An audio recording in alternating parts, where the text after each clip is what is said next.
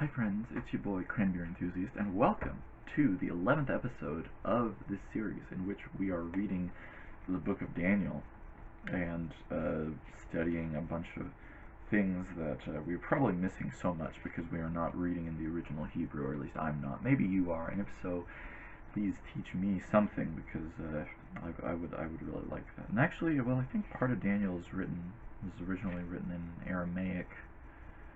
I don't know. Anyway, happy November if it's November when you're watching this. Otherwise, non-happy November if it's not. So, but without further ado, let us get right into chapter 11 because this is episode 11. There's 12 chapters in Daniel. This is coming out the 11th month of the year, and yeah, this is the penultimate video. So I hope that you have been having a time of sorts as we have been going through this entire series. If this is the first video you're watching, what are you doing here? You should go to the first one and watch if you want, or you can be a rebel and start with episode 11 because 11 is a nice number. It's one more than 10 and one less than 12. So anyway, but let us get right into it. And also, as you know, we are in the latter half of Daniel, so we are looking for parallels in the previous half of Daniel. So chapter 11, we'll see how it can correspond to chapter 2 of Daniel, which, as you recall, will be the king having a wild dream and a secret being revealed to Daniel and whatnot. You can check episode 2 if you haven't already seen it. And anyway, I'm not getting much better at doing these kind of live stream video type things. Am I? Anyway, let's get right into it. So chapter 11. In the first year of Darius the Mede, I arose to be of assistance and a protection for him. Okay, and here. Harkening back to chapter 10, the break between chapter 10 and 11 is a break in the speech or quote of someone referred to as one with human appearance, which we speculated whether that's like, I mean, it seems to be at least a heavenly messenger. I almost wondered if it's like Christ himself appearing here, unnamed. Might not be. I kind of lean to it not being so, but let's keep going and we'll see what happens here. So anyway, this one who is with human appearance, he says that in the first year of Darius the Mede, who is King Darius, harkening back to chapter 6, he rose to be of assistance and a protection for him. So it's like, so basically this heavenly messenger is assigned to Darius the Mede, the king of kind of the biggest empire in the ancient world at the time, I think. Let's continue here. And now, the heavenly messenger continues, I will tell you the truth. Behold, 3 more kings are going to arise in Persia. Then a 4th will gain far more riches than all of them. As soon as he becomes strong through his riches, he will stir up the entire empire against the realm of Greece. And a mighty king will arise, and he will rule with great authority and do as he pleases. But as soon as he has arisen, his kingdom will be broken up and parceled out toward the 4 points of the compass, though not to his own descendants, nor according to his authority which he wielded, because his sovereignty will be removed and given to others besides them. So let's pause here for a second here. So, more like political prophecy and stuff here. Talking about, and I wonder here, when it talks about the kingdom being broken up into 4 points, it makes me think of, again, I'm not a huge history major, but the history of the Roman Empire being divided into 4 parts. So I'm like, is that what this is referring to here? Maybe, maybe not. Then the king of the south will grow strong, along with one of his princes, who will gain ascendancy over him and rule. His domain will be a great realm indeed. So we got the king of the south, so a king of a southern area growing strong. let's continue. And after some years they will form an alliance, and the daughter of the king of the south will come to the king of the north to reach an agreement. But she will not keep her position of power, nor will he remain with his power, but she will be given up along with those who brought her in, and the one who fathered her, as well as he who supported her in those times. But one of the descendants of her line will arise in his place, and he will come against their army and enter the fortress of the king of the north, and he will deal with them and prevail. And he will also take into captivity to Egypt their gods with their cast metal images and their precious vessels of silver and gold, and he on his part will refrain from attacking the king of the north for some years. Then the latter will enter the realm of the king of the south, but will return to his own land. And his sons will mobilize and assemble a multitude of great forces, and one of them will keep on coming and overflow and pass through, so that he may again wage war up to his fortress. And the king of the south will be enraged and go out to fight with the king of the north. Then the latter will raise a great multitude, but that multitude will be handed over to the former. When the multitude is carried away, his heart will be haughty, and he will cause tens of thousands to fall, yet he will not prevail. For the king of the north will again raise a greater multitude than the former, and after an interval of some years he will press on with a great army and much equipment. Now in those times many will rise up against the king of the south. The violent ones among your people will also raise themselves up to fulfill the vision, but they will fall down.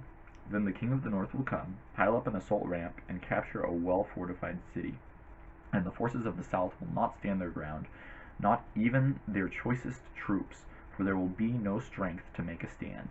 But he who comes against him will do as he pleases, and no one will be able to withstand him. He will also stay for a time in the beautiful land, with destruction in his hand. Let's pause again here for a bit. That was quite a big chunk of text. So a couple things. First of all, beautiful land is most likely a reference to Israel. And so this, I mean, and we still have more to go, but this is like a very thick with detail and also very specific narrative of like what is going to happen here. And questions I have, like,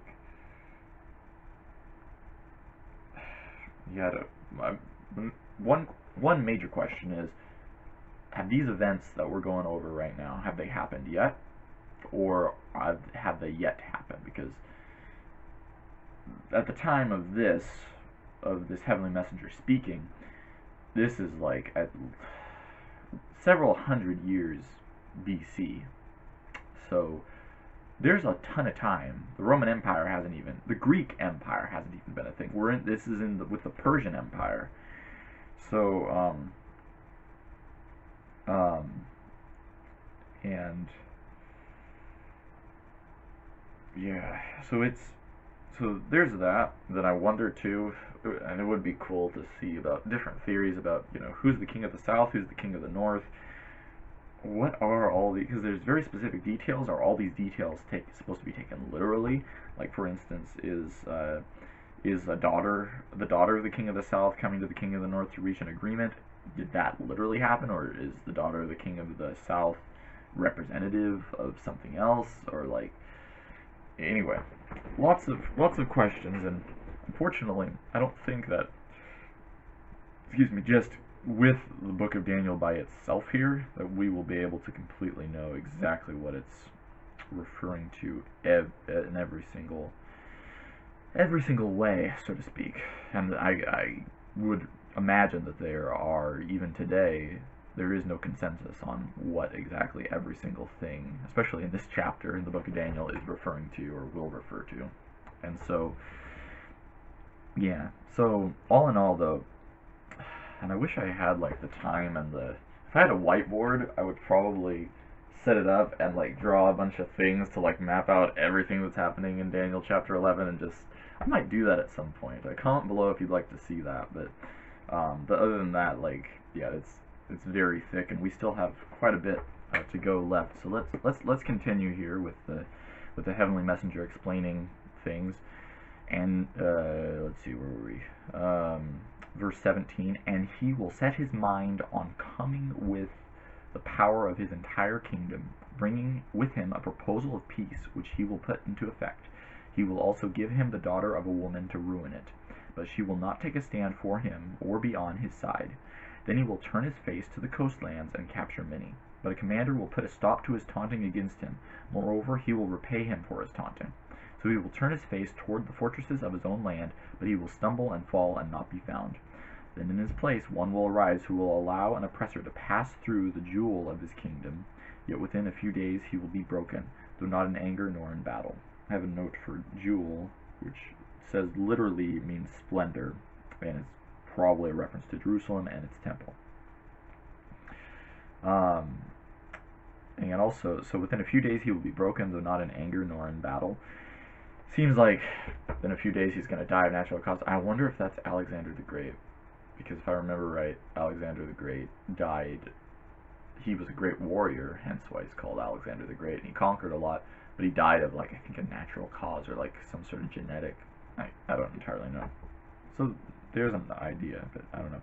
And in his place a despicable person will arise, on whom the majesty of kingship has not been conferred, but he will come in a time of tranquility and seize the kingdom by intrigue.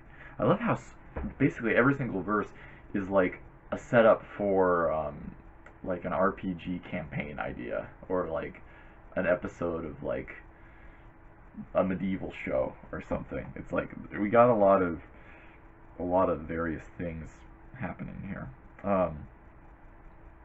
So let's continue here. And the overflowing, so it seized the kingdom by intrigue, and the overflowing, was that where we were? Yeah. He will come in a time of tranquility and seize the kingdom by intrigue, and the overwhelming forces will be, I'm sorry, I keep losing my place a bit. But he will come in a time of tranquility and seize the kingdom by intrigue, and the overflowing forces will be flooded away from him and smashed, and also the prince of the covenant.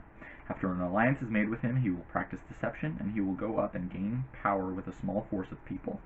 In a time of tranquility, he will enter the richest parts of the realm, and he will accomplish what his fathers did not, nor his ancestors. He will distribute plunder, spoils, and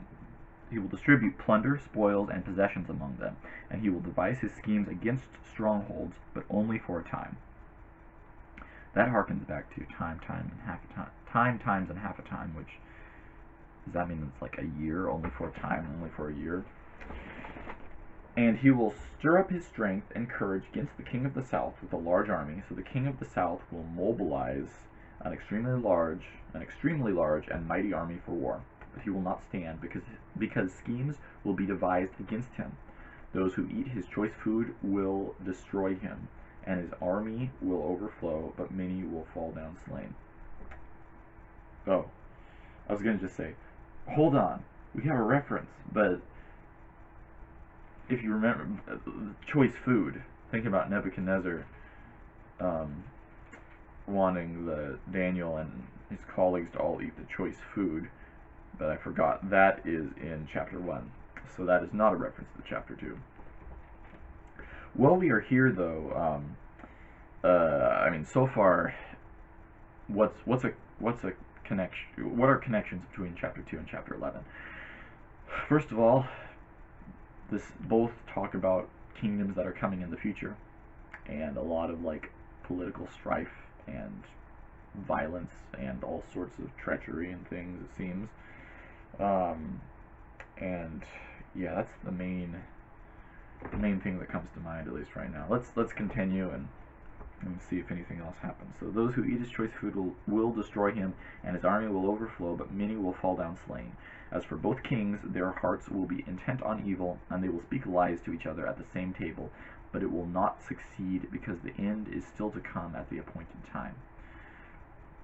Then he will return to his land with much plunder, but his heart will be set against the Holy Covenant, and he will take action and then return to his own land. At the appointed time he will return and come into the south, but this last time it will not turn out the way it did before. Let's pause here for a second. They're talking about the appointed time here, and there are those who would say that literally everything that occurs is because God is making it occur, and it could not occur otherwise. In other words, me filming this video and reading this here right now and talking to you, this is happening because God is literally making me do it like a puppet.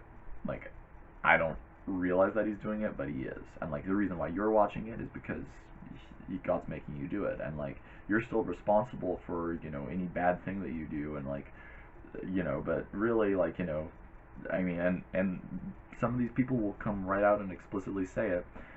You know, everything that, say, Hitler did, God made happen. God did not just allow it to happen. God literally made it happen the way it did.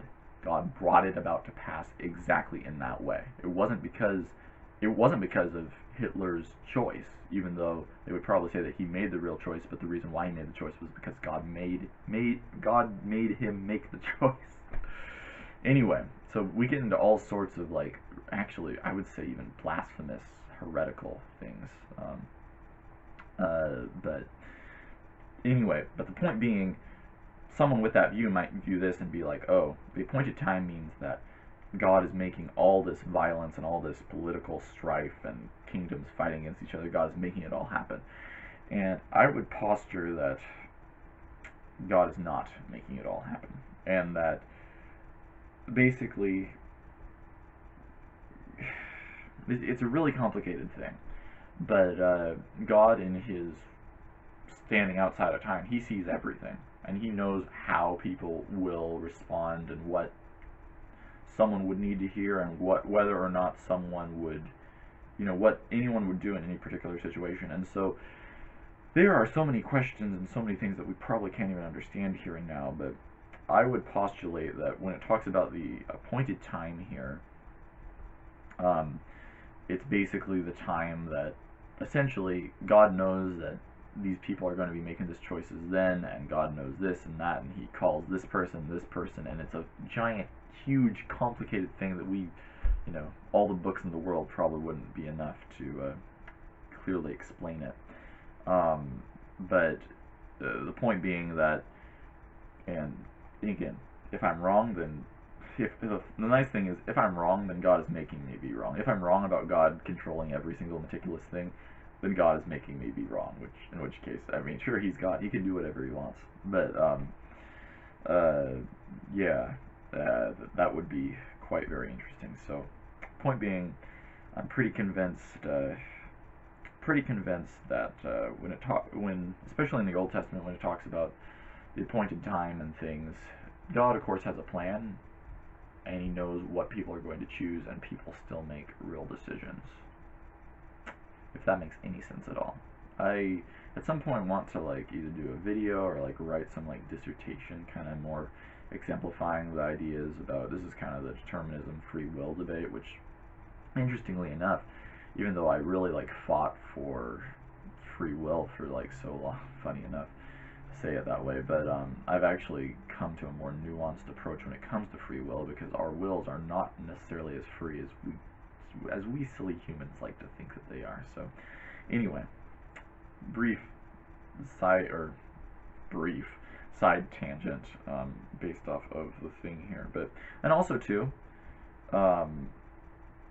like, the appointed time, it doesn't even say that this is time that God has appointed, it's just the appointed time. Maybe it's the time that has been appointed, like, just as a matter of course in the universe or whatever, I don't know. But anyway, let's continue. So, this last time, well, it will not turn out the way it did before when the king is coming into the south, if I've understood that right. For ships of Kittim, not Kitten, Kittim, will come against him. Therefore he will withdraw in fear, and will return and curse the Holy Covenant and take action. So he will come back and pay attention to those who abandon the Holy Covenant. Also, again, shout out all, like, the Lord of the Rings imagery almost here. Which, yeah, really, a lot of Lord of the Rings imagery in the book of Daniel. Or rather, Lord of the Rings maybe uses a lot of imagery from the book of Daniel. So, forces from him will arise, desecrate the sanctuary fortress, and do away with the regular sacrifice. And they will set up the abomination of desolation. I just had a moment here, because this, I think, is talking about the time of Jesus. I might be wrong, but or in time of Jesus and thereafter. In AD 70, that was when Jerusalem was destroyed, and the regular sacrifice completely destroyed. The abomination of desolation, that maybe in reference to one of the Roman military leaders, if I remember right from my brief study of things, they sacrificed a pig in the temple. And if you know anything about Jewish culture, pigs are not kosher. If I've got that right, but it's like sacrificing a pig is considered an unclean animal. It's considered an abomination. So like you could never sacrifice your porcine friends. I don't even think, yeah, you can't even eat pigs too in Jewish culture. But anyway, so that's where I'm wondering if that's talking about Rome now. Here, let's find out. Or let's continue and see if we find out. And by smooth words he will turn to godlessness those who act wickedly toward the covenant, but the people who know their God will be strong and take action. And those who have insight among the people will give understanding to the many. Yet they will fall by sword and by flame, by captivity and by plunder for many days. Now when they fall, they will be granted a little help, and many will join with them in hypocrisy. And some of those who have insight will fall to refine, purge, and cleanse them until the end time, because it is still to come at the appointed time. Then the king will do as he pleases, and he will exalt himself and boast against every god, and will speak dreadful things against the God of gods. Capital G for God of gods there. First word. And he will be successful until the indignation is finished, because that which is determined will be done. Again, we have a reference that if you want to take this verse here and read it in, it seems like, oh, again, God is making every single little thing happen. But I mean that, well, maybe not necessarily in this chapter, but it's not a consistent principle that you can apply to. And even if you hold to it, you probably aren't living like that. So I'm like, I think there's a better way of interpreting what this particularly means.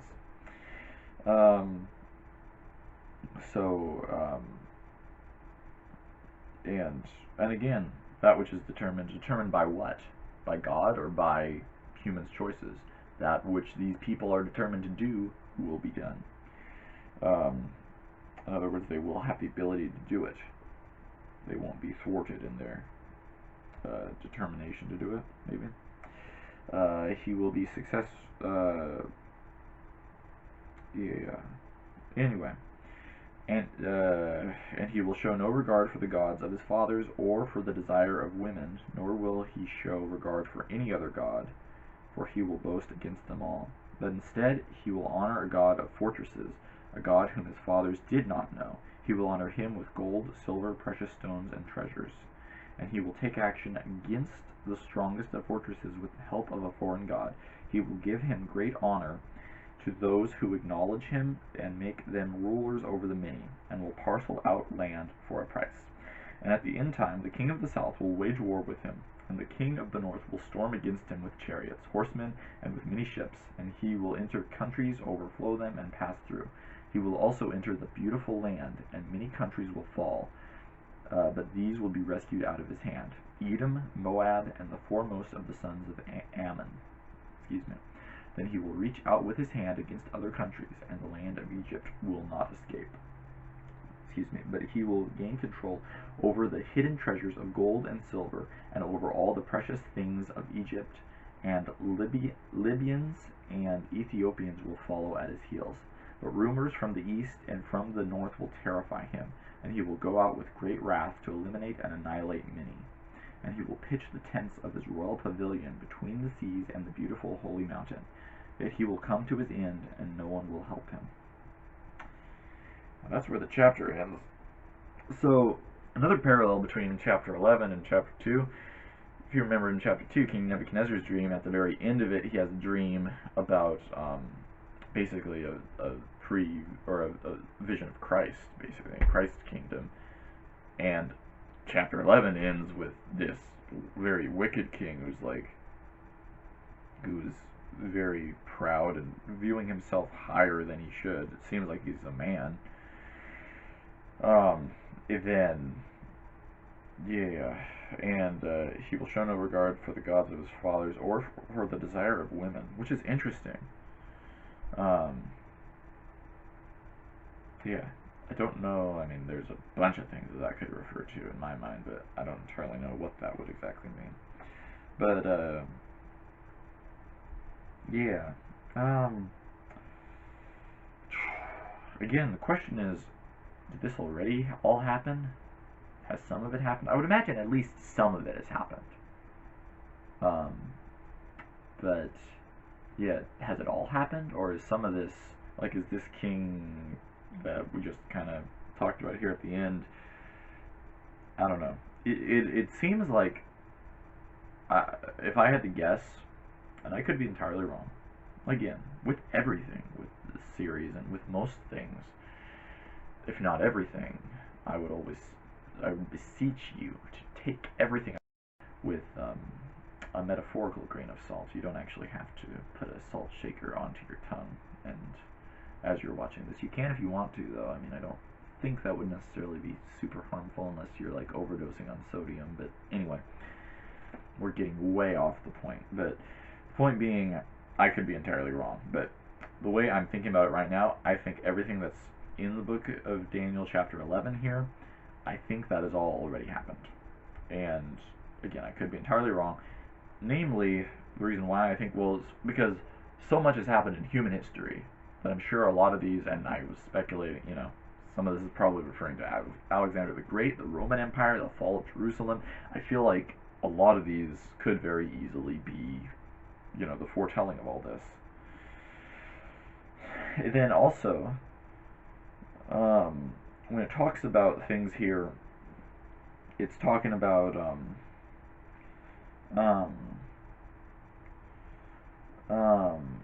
it's mainly there's not any reference to America at all, at least as far as we can see here. I might be wrong. Comment down below if I really missed it.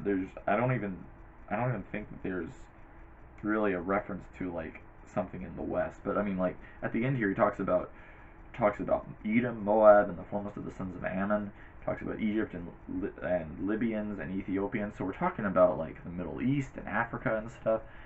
Kind of the where a lot of like European wars and stuff, and the Roman Empire and a bunch of fighting and stuff has gone on throughout history. And so the fact that it uses those particular references, I would think that, yeah, again, my guess is that this again, not I can't say it confidently because I don't know, but just from what I see about this, I would think that this has already happened, but maybe not. I again would absolutely love to kind of like to kind of um, like get a play-by-play of like, okay, each of these verses is referring to this particular thing that either has or hasn't happened yet, or is happening. But yeah, I don't know. Again, after we finish this series here, which next episode is the final episode, so stay tuned for that.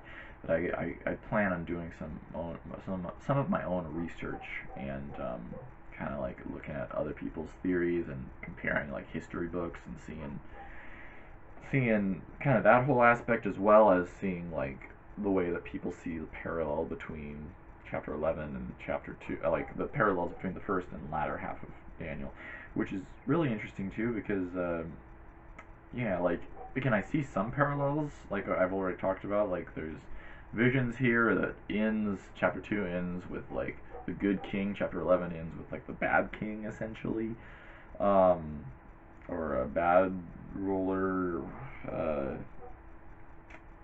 Yeah, rather.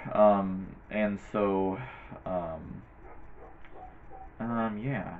I'm trying to think if there's anything else that I would want to say in particular about this passage, this particular chapter.